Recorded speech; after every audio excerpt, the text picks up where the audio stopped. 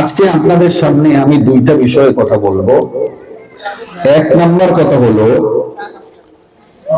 আল্লাহ রাসূল সাল্লাল্লাহু আলাইহি ওয়াসাল্লামকে আল্লাহ রাব্বুল আলামিন কুরআনুল কারীমের গুরুত্বপূর্ণ একটি সূরা সূরা আল মুমতাহিনার 12 নম্বর আয়াতে মহিলাদের থেকে কিছু প্রতিশ্রুতি দিতে বলেছেন, কিছু স্বীকৃতি নিতে বলেছেন, কিছু ওয়াদা নিতে বলেছেন। আর ওই সময় আল্লাহ রাসূল সাল্লাল্লাহু আলাইহি ওয়াসাল্লাম মহিলাদেরকে বায়াত গ্রহণের সময় কিছু ওয়াদা এবং স্বীকৃতি দিয়েছিলেন। রাসূলের সাথে কি ওয়াদা মহিলারা করেছিল, রাসূল মহিলাদের থেকে কি ওয়াদা নিয়েছিলেন, আল্লাহ রাব্বুল আলামিন মহিলাদের থেকে কি ওয়াদা নিতে বলছিলেন, আমি মনে করি আমাদের প্রত্যেকটা মা বোনদের এই বিষয়টা জানাটা জরুরি। এটা সম্পূর্ণ মহিলাদের ব্যাপার, মহিলাদের ব্যাপারেই কোরআনের এই আয়াতটা নাযিল হয়েছে। যে আয়াতটা আমি বলবো এটা মক্কা বিজয়ের আগে নাযিল হয়েছে। মক্কা বিজয়ে যখন নবীজি মক্কাতে গেলেন, সাফা পাহাড়ের উপরে দাঁড়িয়ে পুরুষদের বায়াত গ্রহণ করলেন। যারা যখন রাসূলের কাছে বায়াত গ্রহণ করতে আসছিলেন, আর এর নিচে অথবা পাশে মহিলারা জমায়েত হইলেন রাসূলের কাছে বায়াত গ্রহণের জন্য, বায়াত নেয়ার জন্য। আল্লাহ রাসূল নিজে যান নাই, বরং ওমরকে পাঠাইছিলেন। আমিরুল মুমিনিন, ইসলামের দ্বিতীয় খলিফা হযরত ওমর, ওনারে পাঠাইছিলেন এই নির্দেশ দিয়া যে আল্লাহ রাব্বুল আলামিন কোরআনুল কারীমের সূরা মুমতাহিনার 12 নম্বর আয়াতে যেই প্রতিশ্রুতিগুলি মহিলাদের থেকে নিতে বলেছেন, এই প্রতিশ্রুতি গ্রহণ করার মাধ্যমে তাদেরকে আমার বায়াত গ্রহণ করাও। সুবহানাল্লাহি ওয়া বিহামদিহি। আল্লাহ রাসূল সাল্লাল্লাহু আলাইহি ওয়াসাল্লাম যখন আবার মক্কা থেকে মদিনায় আসলেন, ওমর রাদিয়াল্লাহু তাআলা আনহুকে নির্দেশ দিলেন, তুমি আনসারী মহিলা যারা আছে তাদেরকে একত্রিত করো। মহিলা পুরুষ মক্কার জীবনে দুইটা ভাগে বিভক্ত, একটা হলো আনসার আর একটা হলো মুহাজির। মুহাজির বলা হয় ওদেরকে যারা মক্কা থেকে মদিনায় হিজরত করে গেছেন, বিভিন্ন এলাকা থেকে নবীর সান্নিধ্য পাওয়ার জন্য, ইসলামের দাওয়াত গ্রহণ করার জন্য হিজরত করে গিয়েছিলেন, তাদেরকে বলা হয় মুহাজির। আর মদিনায় অবস্থানকারী স্থায়ী লোক যারা ওই মুহাজিরদেরকে খেদমত করেছেন, সাহায্য করেছেন, সহযোগিতা করেছেন। অনেকে এমন আছে নিজের দুইটা ঘরের মধ্যে একটা ঘর মক্কার লোকদেরকে দিয়ে দিচ্ছেন যে ভাই আপনি তো সম্পদ ছেড়ে চলে আসছেন, বাড়িঘর ছেড়ে চলে আসছেন, সন্তানাদি বাল বাচ্চা ছেড়ে চলে আসছেন, আপনাকে আমার দুইটা ঘর থেকে একটা ঘর দিয়া দিলাম, এখানে বসবাস করেন। সুবহানাল্লাহ। এটা অন্য কোনো মায়া মহব্বতে নয়, অন্য কোনো আন্তরিকতার কারণে নয়, এটা দ্বীনের সাথে সাথে ইসলামের মহব্বতে, রাসূলের ভালোবাসার কারণে। আমার এমন হয়েছে যে কোন ব্যক্তি চলে আসছে, স্ত্রী আসে নাই, স্ত্রী ইসলাম ধর্ম গ্রহণ করে নাই, আসতে রাজিও হয় নাই, তো আনসার পুরুষ বলছে আমার তো দুইটা স্ত্রী আছে, আমি একটা স্ত্রীকে তালাক দিয়ে দেই, 3 মাস 13 দিন পরে হালাল করে তুমি আমার এই স্ত্রীটাকে বিয়ে করে নিও। সুবহানাল্লাহি ওয়া বিহামদিহি। আনসাররা এমন সহযোগিতা সাহায্য মক্কাবাসী মুহাজিরদেরকে করেছেন। তো এই আনসার মহিলাদেরকে আল্লাহ রাসূল নির্দেশ দিলেন ডাকার জন্য। হযরত ওমর ডাকলেন রাসূলের নির্দেশে, আল্লাহর কোরআনের এই আয়াতের যে প্রতিশ্রুতিগুলি নেওয়ার কথা নিয়ে তাদেরকে রাসূলের পক্ষে বায়াত গ্রহণ করালেন। সুবহানাল্লাহ। আল্লাহ রাসূল সাল্লাল্লাহু আলাইহি ওয়াসাল্লাম মহিলাদের সমাবেশে বক্তব্য দিতেন। তো এখন আমাদের তো পুরুষের মাহফিল হয়, মহিলাদের মাহফিল হয়, দুইটা ব্যবস্থা হয়। এটা আমি মনে করি আল্লাহ রাসূল সাল্লাল্লাহু আলাইহি ওয়াসাল্লামের একটা সুন্নতের অংশ। আল্লাহ রাসূল সাল্লাল্লাহু আলাইহি ওয়াসাল্লাম ঈদের দিন পুরুষদের সমাবেশে খুতবা দিতেন, বক্তব্য দিতেন। ওখানে খুতবা এবং বক্তব্য শেষ হওয়ার পরে আবার মহিলাদের সমাবেশের মধ্যে যাইতেন, গিয়ে ওখানে বক্তব্য দিতেন। কারণ কেন বক্তব্য দিতেন? লোকের সংখ্যা বেশি হইতো, খালি মুখে বক্তব্য দেওয়া লাগতো। এখন তো মাইক আছে, তারপরে প্রজেক্টরের ব্যবস্থা আছে। আমি কথা বলতেছি অন্ধকারে, পর্দার ভিতরে, আপনারা আমার চেহারা দেখবেন প্রজেক্টরের মাধ্যমে। তারপরে মাইক হইলে আরেকটা প্যান্ডেলে মাইক লাগাইলে কথাবার্তা শোনার ব্যবস্থা আছে। কিন্তু আগে তো মাইক ছিল না। আমরাও তো দেখছি বোমা দিয়ে মাইকিং করছে, বোমা দিয়ে আওয়াজ করছে। আর আমরা মুরব্বী আরো আগের থেকে দেখছেন, হ্যাঁ এটা বোমানি কিন্তু বোমা ঘর এর আগে তো এইগুলো ছিল। আর আমি তো বলতেছি 1400 বছর আগের কথা। তখন রাসূল সাল্লাল্লাহু আলাইহি ওয়াসাল্লাম পুরুষদের বক্তব্য দেওয়ার পরে আবার কোথায় যাইতেন, মহিলাদের কাছে যাইতেন, বক্তব্য দিতেন। সুবহানাল্লাহি ওয়া বিহামদিহি, আলাদাভাবে বক্তব্য দিতেন। তো আল্লাহ রাব্বুল আলামিন মহিলাদের ব্যাপারে কি ওয়াদা নিতে বলেছেন এবং কি প্রতিশ্রুতি দিতে বলেছেন, এই ব্যাপারে আমি একটু কথা বলবো ইনশাআল্লাহ, যদি আপনারা মনোযোগ দিয়ে কথাগুলি শোনেন। তো আমি দোয়া করি আল্লাহ যেন আপনাদেরকে মনোযোগ দিয়ে কথাগুলি শোনার সুযোগ করে দেন, ব্যবস্থা করে দেন, আমিন। আল্লাহ রাব্বুল আলামিন বলেছেন, ইয়া আইয়ুহান নাবিয়্যু ইযা জাআকাল মুমিনাতু ইউবায়িনাকা আলা আল্লা ইউশরিকনা বিল্লাহি শাইআ ওয়া লা ইউশরিকনা ওয়া লা ইয়াজনিনা ওয়া লা ইয়াকতুলনা আওলাদাহুন্না ওয়া লা ইয়াতিনা বিবুহতানিন ইয়াফতারিনাহু বাইনা আইদিহিন্না ওয়া আরজুলিহিন্না ويعصينك في معروف فيبايعهن واستغفروا لهن الله إن الله غفور رحيم। আল্লাহ রাব্বুল আলামিন নবীকে বলেছেন, নবীজি, ইয়া আইয়ুহান নবী, হে আমার নবী, ইযা জাআকা, যখন আপনার সামনে উপস্থিত হয়, আপনার সামনে হাজির হয়, আপনার কাছে আসে আল মুমিনাত, মুমিন মহিলারা, মুমিন মহিলারা যদি বায়াত গ্রহণ করার জন্য আপনার কাছে আসে, ইউবাইউনাকা, আপনার কাছে বায়াত নিতে আসলে, আলা আল্লাহ ইউশরিকনা বিল্লাহি শাইআ, আপনি প্রথমত ওয়াদা নিবেন, প্রতিশ্রুতি নিবেন, তারা যেন আমি আল্লাহর সাথে শিরিক না করে। শিরিকটা এমন এক জিনিস, সকল পাপের, সকল গুনাহের জন্য আল্লাহর কাছে তওবা করলে আল্লাহ মাফ করে, কিন্তু শিরিক যদি কেউ করে আল্লাহ রাব্বুল আলামিন এই গুনাহটা কখনোই কোনোভাবে মাফ করে না। শিরিক মানে কি? আল্লাহর সাথে কাউকে সমকক্ষ মনে করা, আল্লাহর সাথে কাউকে সমান করা, অংশীদার করা, এইটার নাম হলো কি? শিরিক। দুনিয়ার কোন মানুষকে এমন ভাবা যে সে আল্লাহর মতো, আল্লাহর সমান, নাউজুবিল্লাহ। অনেক সময় আমরা মহিলারা শিরক করে আল্লাহর গালি দিয়া, মৌতার খোদা, খোদার পেড়াও করে, কি দুনিয়াটা গজব করছে, গজব করে না, আসেনি? ধান সিদ্ধ করছে 10-12 মন, আইসে বৃষ্টি, কয় আমার জালে কতদিন ধানটা সিদ্ধ করলো, কোন বৃষ্টি আছে ঢেরা করে রই, আর মৌতার খোদায় আজকে আমার বৃষ্টিটা আমার ধান দিয়ে সাইজ করে লাগছে। এইটাও একটা শিরকের অংশ, শিরকে আসগার। শিরক দুই প্রকার, শিরকে আকবার, শিরকে আসগার। এইটা বড় ধরনের বড় শিরক না, এটা কি শিরক।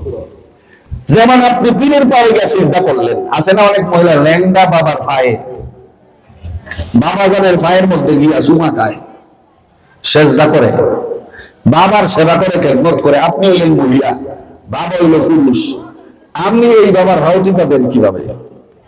আপনি বাবার কেমনে গোসল করে দেন? আপনি কিভাবে মহিলা হইয়া বাবার শরীরের মধ্যে তেল মাখিয়া দেন? আসেন এমন মহিলা। এই পীরের পায়ে সেজদা দেওয়াটা কি?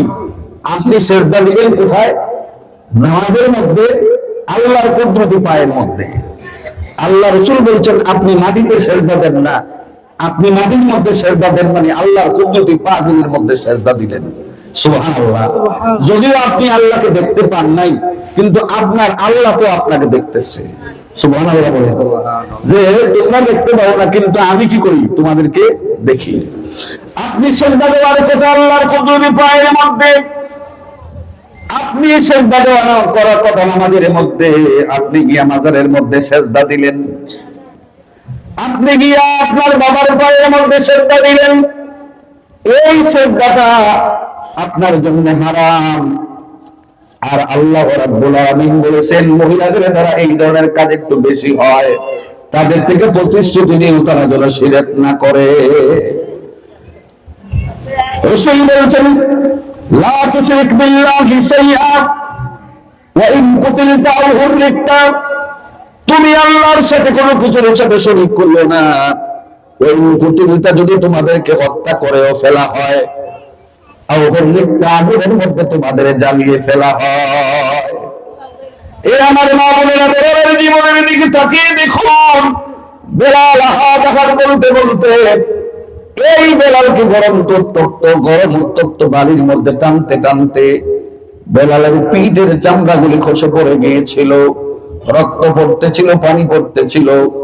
চিৎকার করে করে বেলাল ওই বিপদ থেকে বাঁচাতে বলে নাই, অত্যাচার নির্যাতন থেকে বাঁচাতে বলে নাই, বারবার বলতেছিল আহাদ আহাদ আহাদ, আমার আল্লাহ এক, আমার আল্লাহ এক। এই আল্লাহর প্রতি আমি ঈমান এনেছি, এই আল্লাহর প্রতি ঈমান এনে আমি মুসলমান হয়েছি। আমি আল্লাহকে যারা আর একান্তে মানতে পারি না, বিশ্বাসও করতে পারি না। আল্লাহু আকবার বলেন। এ আমার মা বোনেরা, এই ব্যাপারে আমরা কিছু কথা বলবো না। আপনি চিন্তা করে দেখুন, আপনি যে মানত করেন মাজারের মধ্যে, এটা শিরকের একটা অংশ। আপনি আল্লাহর গালি দেন, এটাও একটা অংশ। আবার এমন কিছু কাজ হবার কথা না, আপনি হয় বলবেন, এটাও শিরকের একটা অংশ।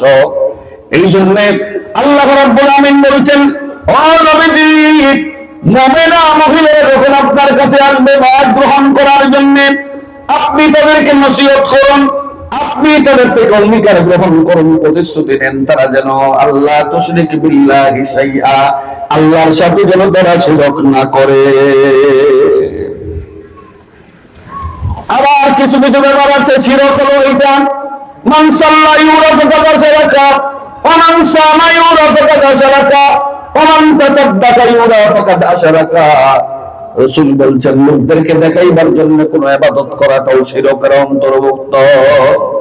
লোকদেরকে দেখাইবার জন্য ইবাদত করা, মান সাল্লা ইউরা ফাকাদ আশরাকা, কোন মানুষকে দেখাবার জন্য, আপনি বড় আবেদা পরিচয় দেওয়ার জন্য, আপনি বেশি ইবাদত করেন এটা পরিচয় দেওয়ার জন্য যদি নামাজ পড়েন, এইটাও আল্লাহ বলেছে, আল্লাহ রাসূল বলছেন এটা শিরকের অন্তর্ভুক্ত। মান সাল্লা ইউরা ফাকাদ আশরাকা ওয়া মান সামা ইউরা ফাকাদ আশরাকা। হ্যাঁ, রোজা রাখে মানুষের দেখার জন্য, তাই রোজাটা এটা বোঝাবার জন্য। নফল রোজার ব্যাপারে কথা বললো, আপনার স্বামী যদি আপনাকে অনুমতি দেয় নফল রোজা রাখার জন্য, তাই আপনি রাখতে পারবেন।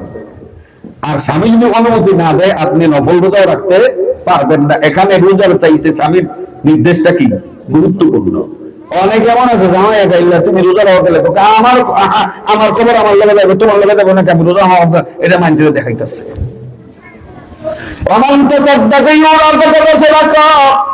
আমার নবী বলেছেন, কেউ যদি লোকদেরকে দেখাবার জন্য দান করে, এইটাও শিরকের অন্তর্ভুক্ত। শিরক একটা কঠিন ব্যাপার, শিরক একটা জটিল ব্যাপার। এই জন্য রাসূলকে আল্লাহ বলছেন, সাবধান, মহিলাদেরকে যখন আপনি বায়াত গ্রহণ করাবেন, আলা ইশরিকনা বিল্লাহি শাইআ, এরা যেন আমি আল্লাহর সাথে শিরক না করে ওয়াদাটা নিবেন। আল্লাহু আকবার বলেন। আপনি কি করবেন? ওয়াদা নেবেন। এই বায়াত অর্থ মুরিদ হওয়া না। অনেকে মনে করে এই বায়াত মানে কি হওয়া, মুরিদ হওয়া। মহিলারা পীরের কাছে মুরিদ হওয়া সম্পূর্ণ নাজায়েজ, সম্পূর্ণ নাজায়েজ, এটা জায়েজ নয়। মহিলারা কোনো পীর নাই, মহিলার কোনো পীর কি নাই, পীর নাই। মহিলাদের পীর হলো তার স্বামী, মহিলাদের পীর হলো আল্লাহর কোরআন, মহিলাদের পীর হলো রাসূলের হাদিস, আর মহিলাদের পীর হলো রাসূলের আদর্শ মেনে চলা। মহিলা পীরের দরবারে যাবেও না, পীরের কাছে মুরিদ হবে না, এটা নাজায়েজ কাজ, পর্দার খেলাফ হয়, জেনার সংগঠিত হওয়ার সম্ভাবনা রাখে।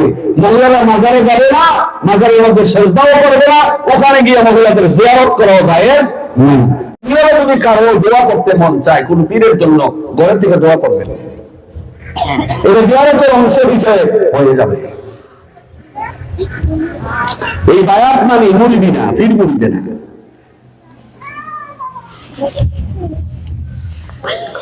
দুই নম্বরে আল্লাহ রাব্বুল আমিন বলছেন, মহিলারা যেন চুরি না করে। মহিলারা চুরি না করে, এটা অভ্যাসটা কি? মহিলারা কিন্তু ছোট্টখাট্ট যদি চুরি করে, মনে করে এটা চুরিটা। স্বামী 1 কেজি মাছ কিনে আনছে, ইলিশ মাছ 1200 টাকা দিয়ে, দামি মাছ না, আপনি এটা মজার লেগে আরেকজন থেকে খেতে থেকে একটু ধন্যবাদ কি লইলেন চুরি করে। পেঁয়াজের কথা রইলেন, রসুনের কথা রইলেন, আগে মন করছে মুরব্বী কেউ খেতে নাজি গিয়ে লইছে, মজার লেগেছে। আমি যেন মাসাল্লাহ আমার বউয়ের রান্না খুব সুন্দর করে রাখছে, এটা কি হইছে? ছুরি। এই ধরনের এক ঘরের থেকে আরেক ঘরের বেরিয়ে একটু বুঝবাটা রয়েছে, একটু একটা ভেজ লইছে, না জিগেই না কইলেই, এটা কি? ছুরি। ছোট্টখাট্ট চুরি, স্বামীর পকেট থেকে টেহা না করে লই জিগায়, স্বামী যদি টেহা না বকর আছে এটা কি অবস্থা? আমরা বলেন আর দিছি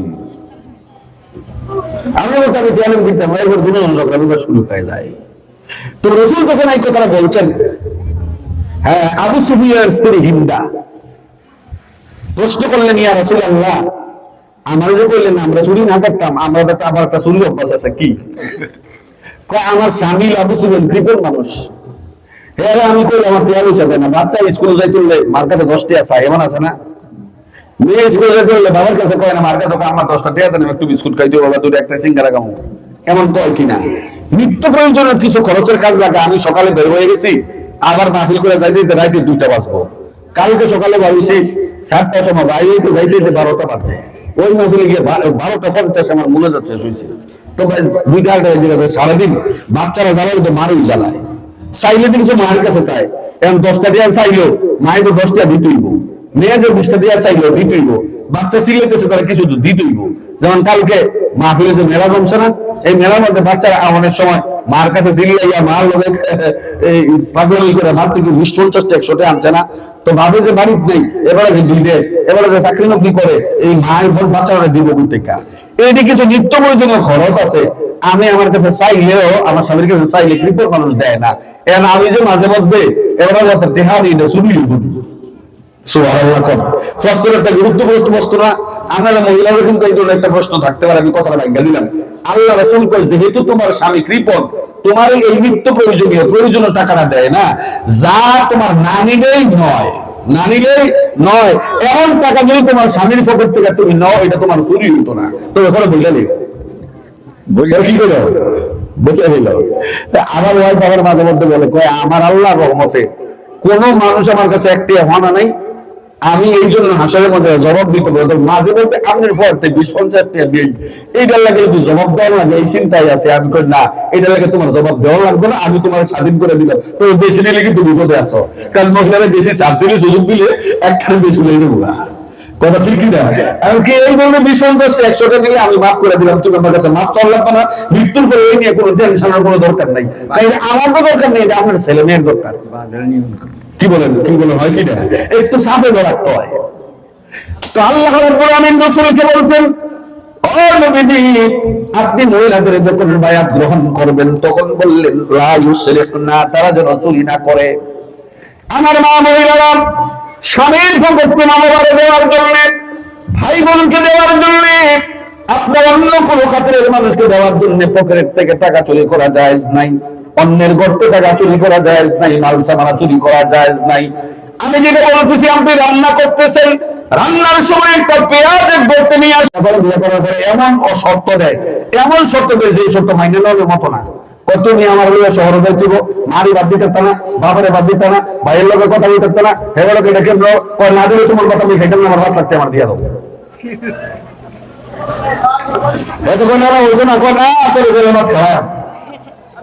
মামলা করতে কত লাগে? একটা মামলা লেখিয়া মহিলারা 500 টাকা খরচ একটা মামলা করতে। এই মামলা জেলের বয়ে 5 লাখ টাকা দিয়ে আরো মাপ চাইয়া 3 মাস 13 দিনের খরচ দিয়ে দেয়। কোন কোন মহিলা আছে বছরে 3-4টা বিয়ে বলে 3 মাসে 15 লাখ টাকা বছরে বিয়ে হতাম। আপনি কেন বলছেন রিস্কা বলে একবার আরে খাইছে আমার শেষ, আমি আবার কিটা কোন কথা এইটা মহিলারা বিয়ে ব্যবসা করে। কিন্তু আলহামদুলিল্লাহ আমরা গ্রামের মহিলারা এমন না, আমরা মাসে ছিলাম, আমরা বোনের এমন না, আমরা আমার মাইন্ড করেন না, আমরা সংসার করি। যেহেতু গ্রামাঞ্চলের বিভিন্ন মহিলা অঞ্চলে যাই, আমার দুটো থানা আছে, এই এলাকায় সকল মানুষের সাথে আমার পরিচিত আলহামদুলিল্লাহ। এই এলাকা কি হয় না হয় সাইকেলে আমার প্রাইমারি ফোন করে এই করতেছে, আমি কারে দাঁড়িয়ে খবরদার আছে।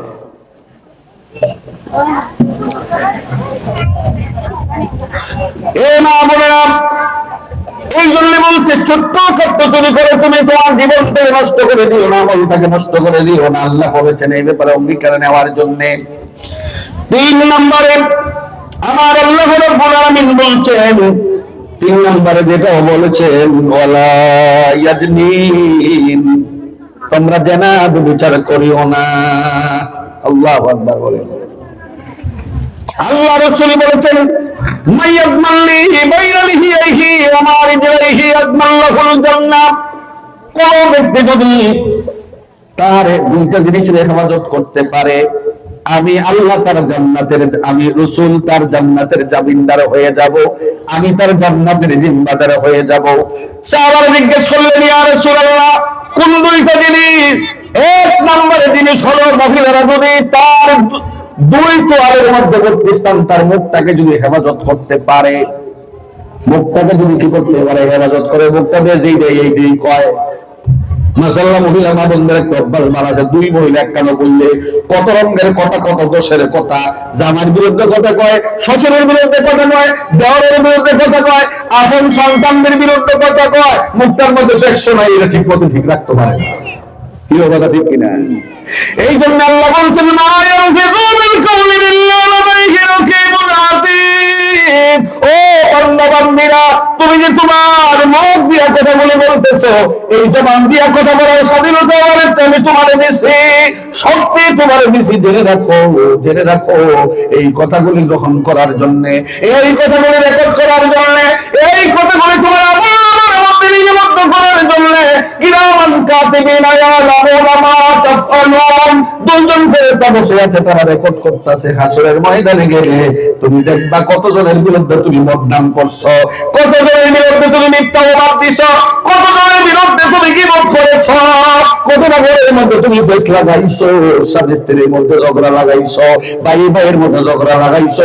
এই জবাবটা হাসরের ময়দানে আল্লাহর কাছে দিতে হবে।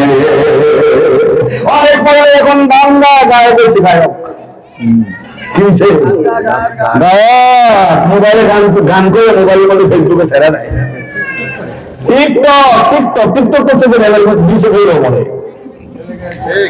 মরে কি মরে না? মেয়েরা কি টিকটক, মেয়েরা কি গান, মেয়েরা মাঠ দিয়ে গান গাওয়া হারাম হারাম হারাম।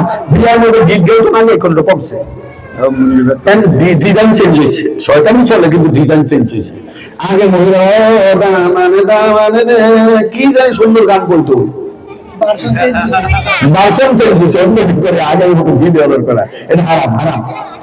আমি প্রবলেমের মধ্যে গেছি, তখন তো রাস্তাঘাট ভালো ছিল না, না দিয়ে আসা যাইতো না, গাড়িও নিয়ে যাওয়া যাইতো না। তো রাত্রে ঘুমাইছি, পরের দিন নাস্তা খাই আমু, সকালে খবর উঠতে দিয়েছে কি করম কণ্ঠে গান গাইতেছে, কি গাইতেছে। তো ছেলেরা গান ইয়া নিয়েছে, আমার লোক নাস্তা লেগেছে, ওকে গান কারা হুজুর আমার আপায়, আমার আপায় কয়েকটা পুরুষ করে খাইছে, মাকে গান কয় তখন নাস্তা হয়ে যায়। যে ঘরের মধ্যে মহিলারা গান কয়, এই ঘরের নাস্তা গান আমার কি নাই, জায়েজ নাই, তোর আপারে ক, এই তো জাহান্নামে যাবি।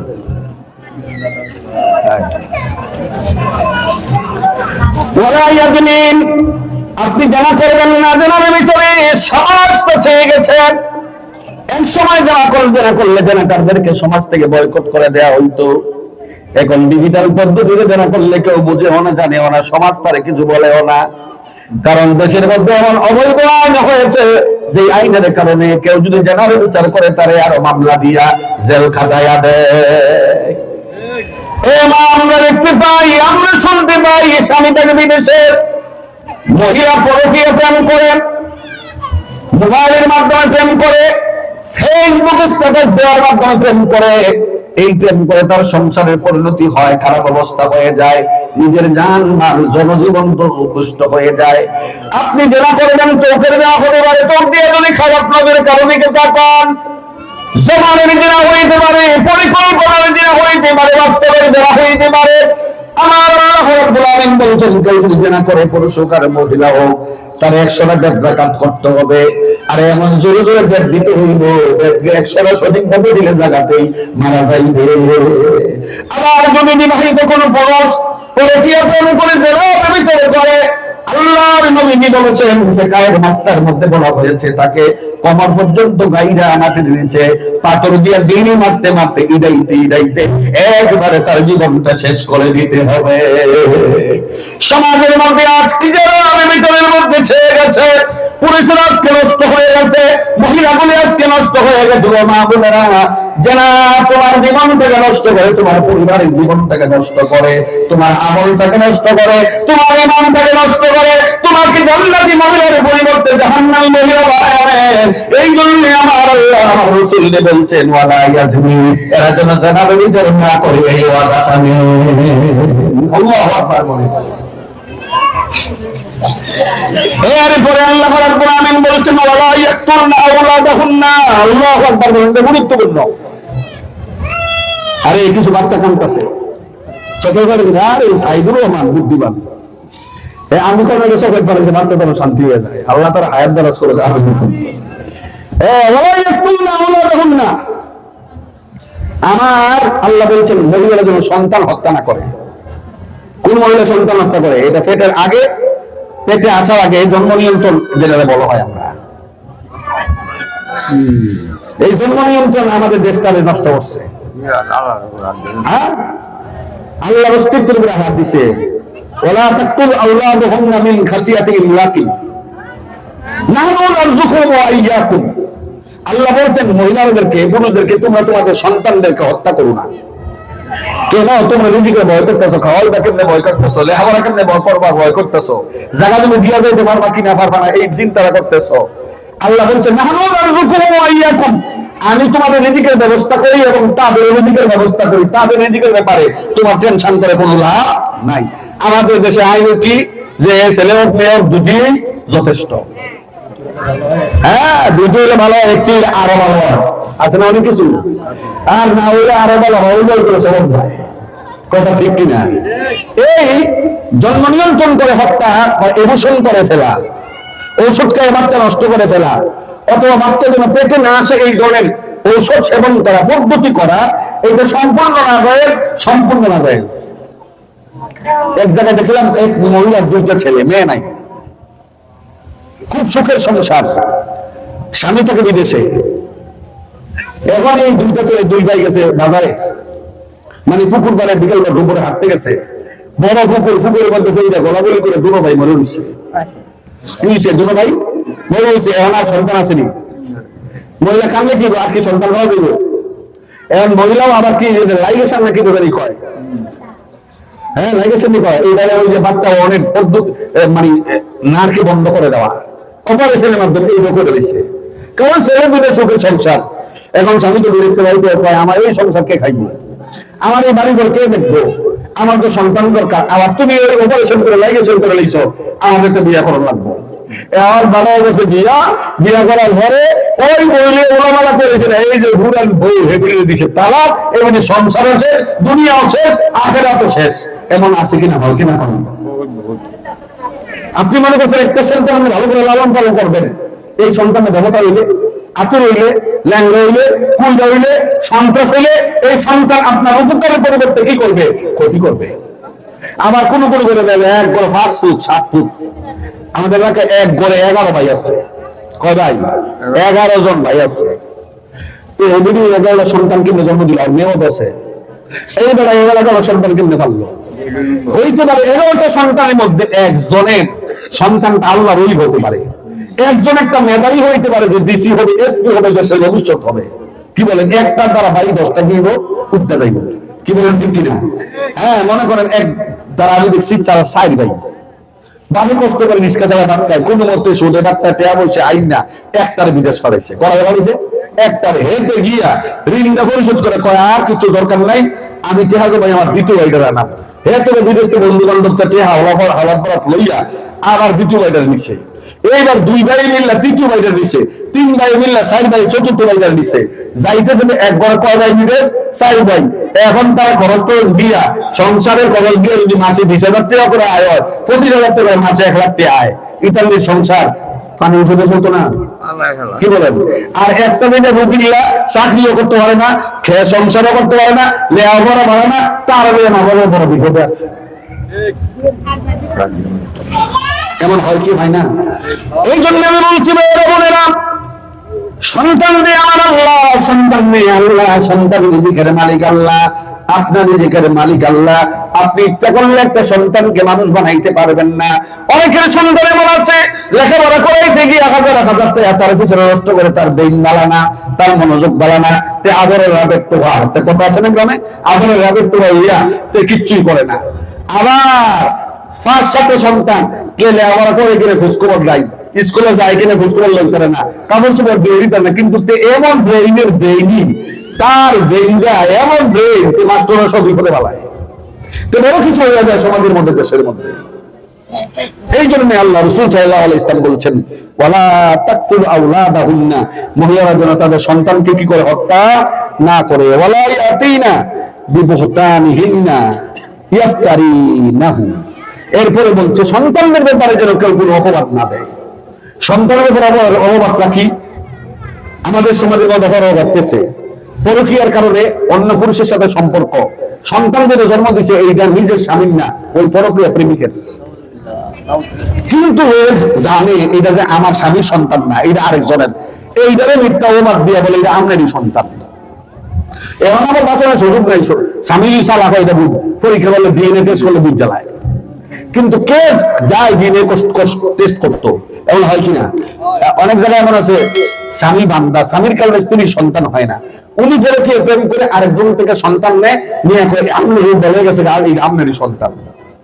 নাউযুবিল্লাহ, নাউযুবিল্লাহ, এই ধরনের কাজ যেন আমাদের সমাজের মধ্যে না হয়। কারণ একটা জারজ সন্তান আপনার ঘরের মধ্যে ঢুকাইলেন, মানে একটা বংশের মধ্যে ঢুকাইলেন, এই জারজ সন্তান এখানে ঢুকানোর কারণে সেও তো আপনার প্রকৃত সন্তান না, তার বাবার কোনো পরিচয় নাই, এই ঘরের অন্য লোকদের সাথে তার কোনো মিল মহব্বত, আন্তরিকতা, ভাতৃত্বের ভালোবাসা রাখবে না, এই সংসারটারে সে ধ্বংস করবে, এই বংশটারে সে ধ্বংস করবে।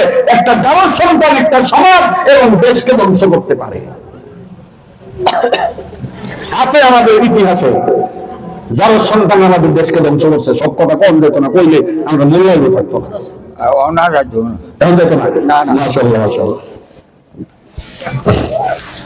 এখন দেওয়া যাবে না।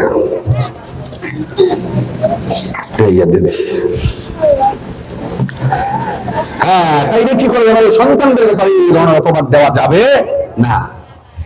এরপরে আল্লাহ রাব্বুল আমিন বলছেন, বাইনা আইদিহিন্না আরজুলিহিন্না, যে সন্তানদের ব্যাপারে এমন করা যাবে না, সন্তান সম্পর্কে অবদত্ত করা যাবে না, এমন কোনো অবাধ্য কাজ করা যাবে না, আনুগত্যহীন হওয়া যাবে না, যে আনুগত্যের কারণে ঈমানটা নষ্ট হয়ে যায়। হে নবীজি, এই বিষয়গুলোর উপরে যদি মহিলারা আপনার কাছে ওয়াদা করে, বায়াত গ্রহণ করে, প্রতিশ্রুতি দেয়, আপনি তাদের বায়াত গ্রহণ করেন, আর বায়াত গ্রহণ করার পরে তাদের জন্য দোয়া করেন, তাদের জন্য তাদের জন্য আল্লাহর কাছে দোয়া করেন, আমার কাছে দোয়া করেন। ইন্নাল্লাহা গাফুরুর রহিম, নিশ্চয়ই আল্লাহ রাব্বুল আলামিন ক্ষমাশীল। এ মহিলা মা বোনেরা, আমি নিজেও আমাদের জবানের কথা যদি হয়, কিন্তু এগুলো কোরআনের কথা, এবার আল্লাহর কথা। আল্লাহর নবীজি আপনাদের মতো মহিলাদের থেকে বায়াত গ্রহণ করেছিলেন যেন আপনারা শিরক না করেন আল্লাহর সাথে, যেন আপনারা চুরি না করেন, আর আপনার নিজের পরিবার থেকে এবং বাইরে থেকে জেনা যেন না করেন, সন্তান যেন হত্যা না করেন, সন্তানের ব্যাপারে যেন মিথ্যা অপবাদ না দেন, আল্লাহর আনুগত্য, রাসূলের আনুগত্য, কোরআনের বিধানের আনুগত্য যেন না করেন। এই ওয়াদাগুলি দেয় যারা দিয়েছে তারা প্রকৃত মুসলিমা, প্রকৃত আল্লাহওয়ালা বান্দি, আল্লাহর প্রিয় মানুষ। আপনারা যেন এই কাজগুলি সঠিকভাবে করতে পারেন, নিয়ত করেন, সিদ্ধান্ত নেন। আমরাও দোয়া করি আল্লাহর কাছে যেন আল্লাহ এই পথে চলবার তৌফিক আপনাদের দান করে। এক বিষয় কথা, দুই বিষয় আমি বলছিলাম, দুই বিষয়, যে আমাদের দোয়াটা কেন কবুল হয় না। আমরা যে আল্লাহর কাছে দোয়া করি, দোয়াটা কেন কবুল হয় না, না হওয়ার কয়েকটা কারণ আছে। আল্লাহ রাসূলের, আল্লাহ পাকের প্রিয় একজন বান্দা শাকিক ইবনে ইব্রাহিম, উনি খুব আল্লাহওয়ালা মানুষ ছিলেন, ভালো মানুষ ছিলেন। উনি কিছু নসিহত করে গেছেন, যে নসিহতগুলি আমাদের জন্য প্রযোজ্য এবং প্রয়োগ করতে পারলে আমাদের দোয়া কবুল হবে। আর এগুলি যে জায়গা মতো প্রয়োগ না করা যায়, আমাদের দোয়া কবুল হওয়ার কোনো সম্ভাবনা নাই। দেখেন যে তিনি বললেন, মাররা ইব্রাহিম ইবনে আদম, ইব্রাহিম ইবনে আদম আল্লাহ পাকের বুজুর্গ একজন ওলি ছিলেন। ইব্রাহিম ইবনে আদম কি ছিলেন? ওনার ইতিহাস, ওনার জীবন যদি বলা যায় তাহলে বুঝবেন তিনি কত বড় মাপের কেমন ওলি ছিলেন।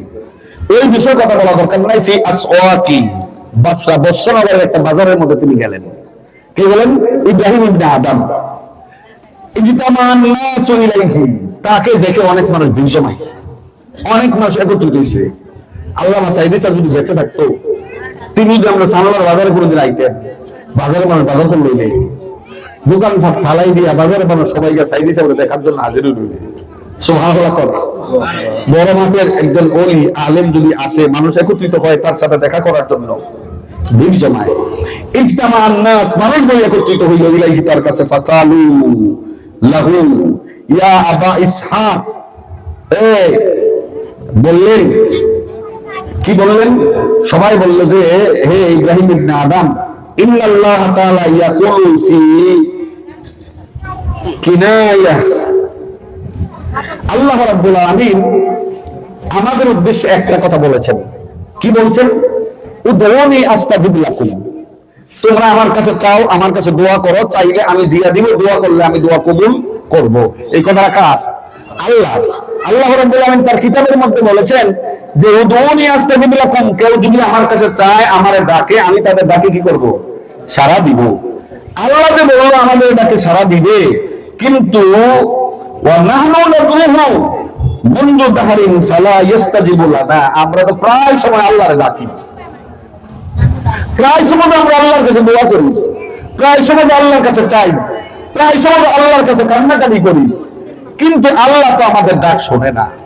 আমাদের ডাকে আল্লাহ কি করে না? সাড়া দেয় না। বস্তুটা গুরুত্বপূর্ণ বস্তু। আল্লাহই তো কইল উদউনি আস্তাজিব লাকুম, তোমরা আমার ডাকো। আর এই কথা বলতে আমরা ডাকি, কান্নাকাটি করি, দোয়া করি, মুনাজাত করি, আল্লাহর কাছে আমরা চাই। ফালা নাস্তাজিবু লানা, আমাদের ডাকে আল্লাহ সাড়া দেয় না কেন? আল্লাহ আমাদের ডাকে দোয়াটা কবুল করে না কেন? আল্লাহর কাছে আমরা চাইলে পাই না কেন? আল্লাহু আকবার বলেন। আপনি যদি এই ব্যাপারে কিছু বলতেন তাইলে আমরা কৃতজ্ঞ হইতাম। ইব্রাহিম ইবনে আদম বললেন, ইয়া আহলাল বাসরাতি মা তাদখুলু বিকুম ফি আশরাতিল আসিয়া, সকলে মারহাবা বলেন। আমাদের বাংলাদেশ জামাত ইসলামী মনোনীত এমপি প্রার্থী অ্যাডভোকেট মাওলানা ডক্টর মুবারক ভাই আপনাদের মাঝে কালকে রাতেও এসেছিলেন, আবার মহিলা মাহবুবদের সাথে দেখা করার জন্য আসছেন। আলহামদুলিল্লাহ, কালকে দুই মাহফিলে আমি গেছি, মুবারক ভাই গেছে, একটা কথা বলতে দেওয়া হয়েছে না।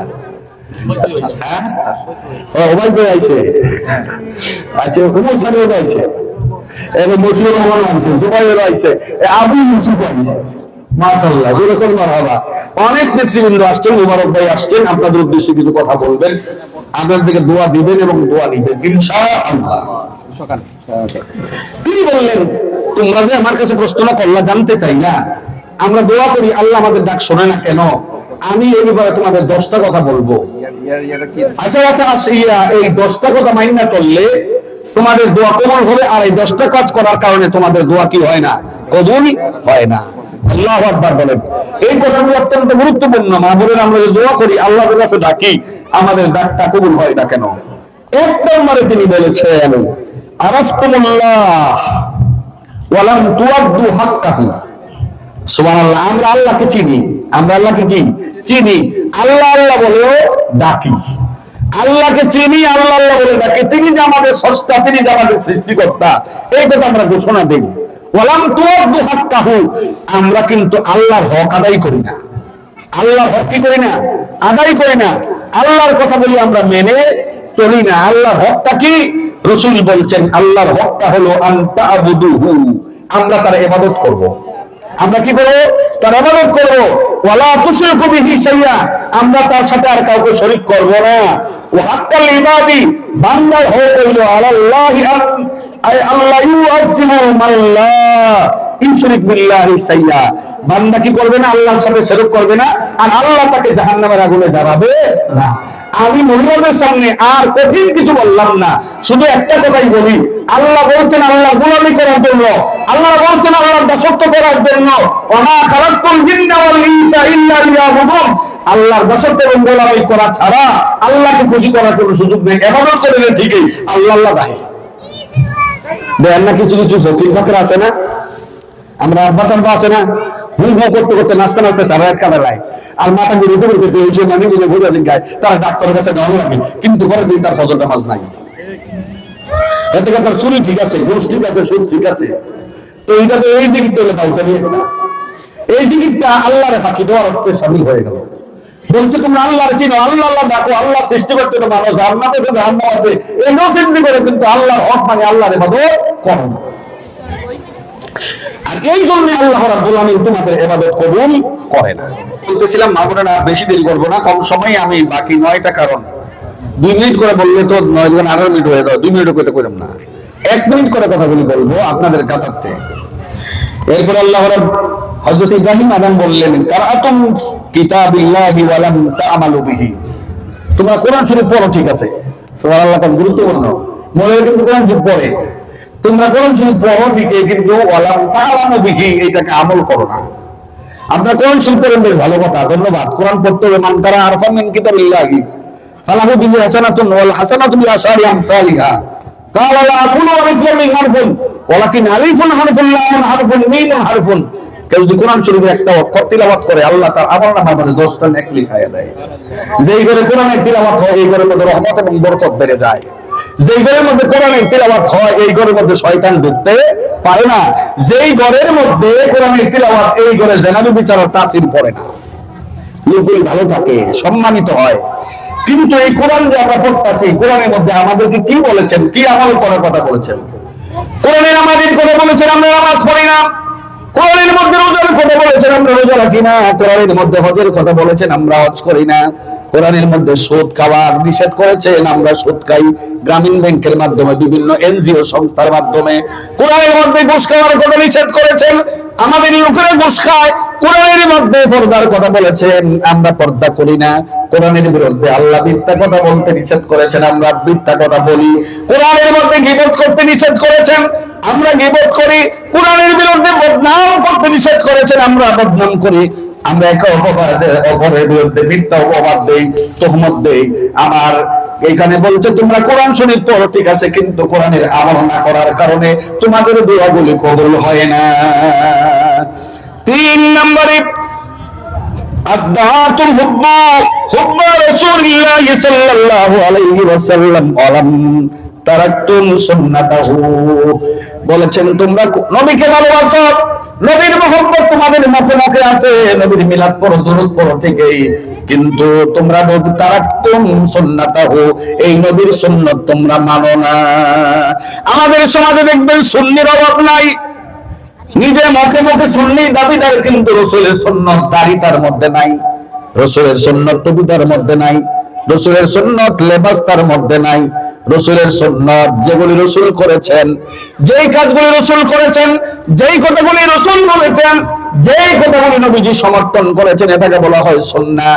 অনেক সুন্নাহ আছে যেগুলি আমাদের মাঝে এখন বলা সম্ভব না, সময় আমাদের মাঝে নাই।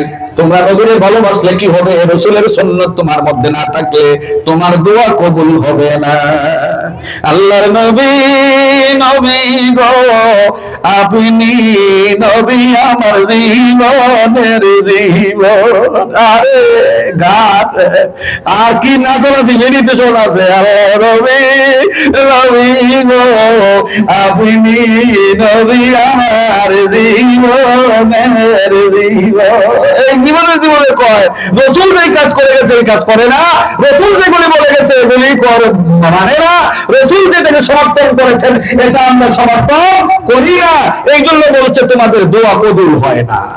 মুখে মুখে রাসূলকে মানলেই হবে না, মুখে মুখে সুন্নি দাবি করলেই হবে না, কাজে পরিণত করা লাগবে।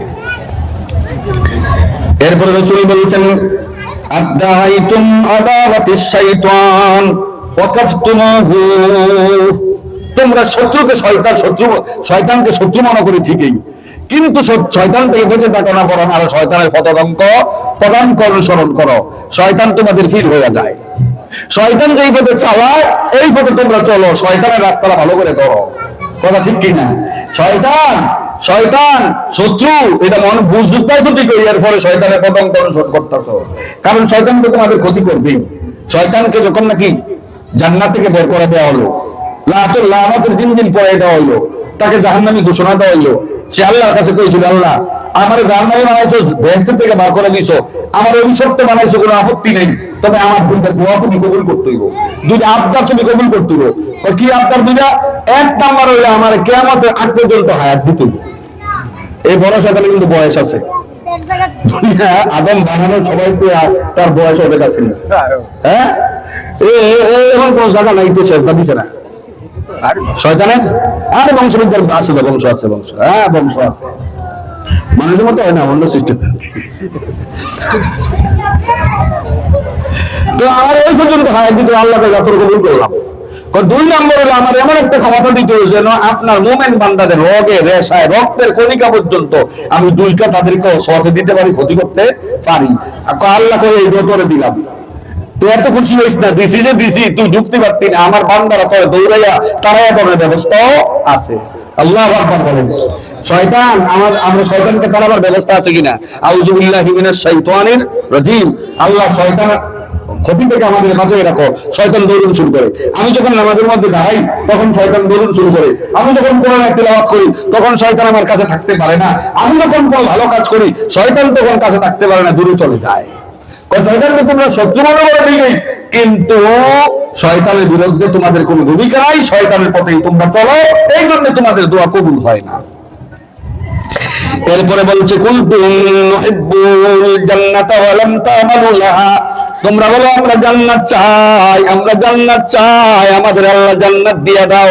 আল্লাহ গো তুমি আমাদের জান্নাত দিয়া দাও, আমরা জান্নাত ভালোবাসি, কিন্তু জান্নাতে যাওয়ার মতো যে আমলগুলি করা দরকার এই আমল করো না। জান্নাতে যাওয়ার মতো আমল না করে যদি আল্লাহর কাছে জান্নাত চান, আল্লাহ তো আপনাকে জান্নাত দিবে না। এরপরে বলছে وَقُلْتُمْ نَخَافُ النَّارِ وَرَحَمْتُمْ أَنفُسَكُمْ بِهَا, তোমরা জাহান্নামকে ভয় করো, জাহান্নামে যাইতে চাও না, জাহান্নামের কথা বললে তোমরা কান্দো, আরে কেমনে জাহান্নামের আগে আগুনে জ্বলবো, কেমনে জাহান্নামের আগুনে জ্বলবো।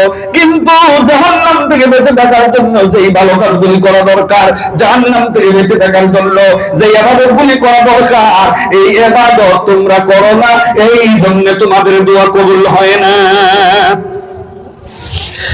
এরপরে বললাম 7 নাম্বার কারণ হচ্ছে কুলতুম ইন্নাল মাউতা হাক্কুন ওয়া লাম তাস্তাইদ্দু লাহু, তোমরা সকলেই বলে মরতে হবে, ম্যান ইজ মর্টাল কুল্লু নাফসিন যায়িকাতুল মাউত, এই কথা তোমরা জানো, বিশ্বাসও করো, কিন্তু মউতের কোনো প্রস্তুতি তোমরা নাও না। এই বাবুরা সম্পদ আমরা জোগাইলাম, বাড়ি ঘর আমরা জোগাইলাম, দুনিয়ার ভালো কিছুর প্রস্তুতি আমরা নিলাম, দুনিয়া থেকে নাজাতের ব্যবস্থা, দুনিয়ায় মুক্তির ব্যবস্থা, দুনিয়ায় সম্মানের ব্যবস্থা করে নিলাম, কিন্তু মৃত্যুর প্রস্তুতি হলো নামাজ, মৃত্যুর প্রস্তুতি হলো ভালো কাজ। এই মৃত্যুর জন্য আমরা কোনো প্রস্তুতি নেই না, মৃত্যুরে ভয় করি না। রাসূল বলছেন যুকুরুল মাউত কামা ওয়াল্লাযী নাফসি বিয়াদিহি লাউ তা'লামুনা মা আ'লামু লাদাহিতুম কালিলা ওয়া লা বাকাইতুম কাসীরা। মৃত্যুর কথা যেই ব্যক্তি স্মরণ করে ওই ব্যক্তি মিথ্যা কথা বলতে পারে না, মৃত্যুর কথা যেই ব্যক্তি স্মরণ করে ওই ব্যক্তি জেনারেল বিচার করতে পারে না, মৃত্যুর কথা যেই ব্যক্তি স্মরণ করে এই ব্যক্তি অন্য কাউকে ফাঁকি দিতে পারে না, ঠকাইতে পারে না। এই জন্য আমাদের দোয়াও কবুল হয় না।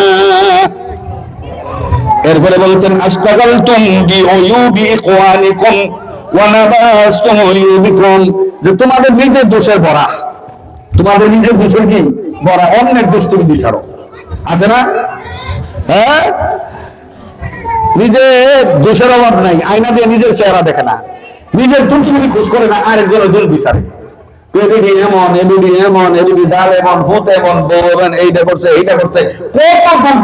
মানুষের কাছে সমালোচনা করে, আসলে নিজের যে দোষ আছে এই দোষ দেখে না, দোষ থেকে বাঁচতে চেষ্টা করে না, এই জন্য দোয়া কি হয় না, কবুল হয় না। আকালতুম নি'মাতা রাব্বাকুম ওয়া লাম তাশকুরুহা, তোমরা আল্লাহ পাক যে নিয়ামতের খাবার দিয়েছে, আল্লাহু আকবার বলেন, কত নিয়ামত দিছে, কত মজাদার খানা আমাদের দিছে, আমরা আল্লাহ এই নিয়ামত গুলি খাই, ওয়ালা তাশকুরুহা, আমরা আল্লাহ শুকরিয়া আদায় করি না, কি করি না, আর আল্লাহর গাইল্লা গোদা আমরা দিল না। কত মানুষ কত ভালো খায়, আমি খাইতাম পারি না, কত মানুষ বিল্ডিং এ গেলে আমার বিল্ডিং নাই। আল্লাহ যে নিয়ামত গুলি তোমার দিছে, তুমি আর আমি খাইতেছি ঠিকই, কিন্তু আমরা কি করি না, শুকরিয়া আদায় করি না। এই জন্য আমাদের কি হয় না, দোয়া কবুল হয় না। এরপরে বলছে দাফানতুম মাউতাকুম তাতাবারু বিহি, যে তোমরা তোমাদের মৌতকে, মৃত ব্যক্তিকে দফন করো, তাদেরকে দাফন করো, তার থেকে তুমি কোনো শিক্ষা গ্রহণ করো না। যে তেজে মরছে আমিও তো মরতে হবে, তাকে যে আজকে কবরের মধ্যে শোয়াই দিতেছি, একদিন আমাকেও তো শোয়া দেয়া হবে, আমারে শোয়াই দিলে ওই দিন আমার কি অবস্থা হবে। এইটা থেকে একটা শিক্ষা গ্রহণ করার কিছু আছে। একটা কথা কোন আসার খেলে জায়গা চিনে, আসার খেলে কি চিনে, জায়গা চাইলে যেই জায়গায় বিপদে পড়ে এই জায়গায় যাইতে সতর্ক হইয়া যায়। দুনিয়ার মধ্যে হয়, কিন্তু আমি যে বহু মানুষ কবরের মধ্যে নামাই দিলাম, বহু মানুষের রাজা রাজা পড়াইলাম, বহু মানুষের জন্য দোয়া করলাম, কিন্তু আমি এই মৃত্যুর প্রস্তুতিটা কতটুকু নিয়েছি, এইগুলো হলো সবচাইতে বড় বিষয়। এই জন্য বলছিলাম নবীর কাছে মহিলারা যে বিষয়গুলিতে বায়াত গ্রহণ করেছে, এইগুলি আমরা একটু খেয়াল রেখে আমল করব। 2 নম্বরে আমরা যখন উদুনি আস্তাগফিরুল্লাহ আল্লাহর কাছে দোয়া করব, দোয়া করার আগে খেয়াল করব আমরা যে কাজগুলি আমাদের করতে নিষেধ করা হয়েছে সবগুলি নিষেধ করে একটা আবেদা চলে হয়ে যায়। মৃত্যুর জন্য তোমার কোনো টেনশন থাকবে না, মৃত্যুর জন্য তোমার কোনো চিন্তা থাকবে না, মৃত্যুর জন্য কোনো তোমার ভাবনা থাকবে না। ফেরেশতারা ইস্তেগফার দিয়া তোমার রূহটাকে নিয়ে যাবে, তুমি খুশি মনে আনন্দ চিত্তে দুনিয়া থেকে বিদায় হইবা। মনে করবা আমি এতদিন মুসাফির ছিলাম, মুসাফির আর কবর আখের ঠিকানা, মুসাফির আর কবর আখের ঠিকানা, কোই আগে রওয়ানা হয় কোই পাছে রওয়ানা, কোই আগে রওয়ানা হয় কোই পাছে রওয়ানা। তুম মুসাফির বাংলা টোরি বহুদূর জানা হবে না, আজ भी जाना कल भी जाना, जाना एक दिन होगा। আল্লাহু আকবার। মা চলে গেছে এই পথে, বাবা চলে গেছে এই পথে, দাদা চলে গেছে এই পথে, দাদি চলে গেছে এই পথে, আপনজন বলে যায় এই পথে চলে গেছে, তারা চলে গেছে ঠিকই, আমাদের বলে গিয়েছে আমরা যাই, আমাদের পিছনে পিছনে তোমরা আসো। এই রঙিন গাড়ি, রঙিন শাড়ি, রঙিন বাড়ি তোমার কবরের দিকে হবে না গো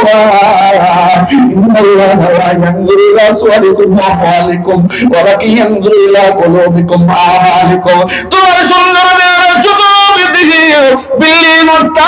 তোমার মাথায় দিতে পারবে না, খবরের মধ্যে যাইবে না, তোমার নেক আমল, তোমার নেক আমল তোমার আল্লাহর জান্নাতে পৌঁছাইতে পারে। এতদিন যা করছো আর না করছো, আজকের মাহফিলটাকে জীবনের শেষ মাহফিল মনে করে গো একটা সিদ্ধান্ত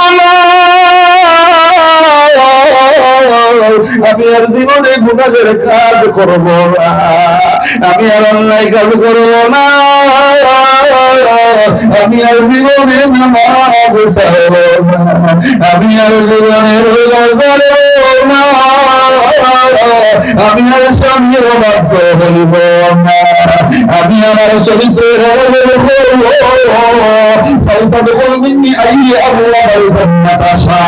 আমার নবী বলেছেন জান্নাতের সবগুলি দরজা তোমার জন্য আল্লাহ খুলে দিবে, যেইটা দিয়ে আমি চাই ওইটা দিয়ে আল্লাহ জান্নাতে যাইতে পারবা। আল্লাহু আকবার।